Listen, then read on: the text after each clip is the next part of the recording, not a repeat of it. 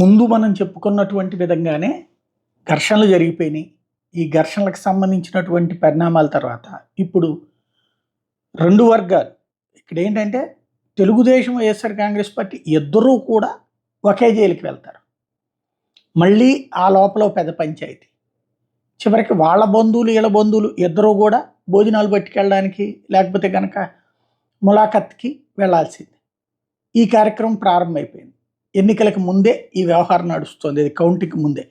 ప్రస్తుతం చూస్తే గురజాల నియోజకవర్గంలో ఎన్నికల సమయంలో జరిగిన అల్లర్ల ఘటనకు సంబంధించి 50 మందిని అరెస్ట్ చేశారు. ఇందులో స్పెషల్ ఏంటంటే 11 మంది టీడీపీ వాళ్ళు, 22 మంది వైఎస్ఆర్ కాంగ్రెస్ పార్టీ వాళ్ళు. అందరినీ కోర్టులో హాజరుపరిచారు, అందరిని రిమాండ్. ఇప్పుడు నాయకులను అయితే ముట్టుకోవద్దంది, కానీ వీళ్ళని ఎవరిని కూడా ఆపాల్సిన పని లేదు. దాంతో వీళ్ళందరూ ఇప్పుడు జైలు పాలయ్యారు. నేను ఇంతకుముందే చెప్పినట్టు వీళ్ళలో అమాయకులు ఉంటారు, అన్యాయమైన వాళ్ళు ఉంటారు, కొత్తగా బుక్ అయ్యే వాళ్ళు ఉంటారు.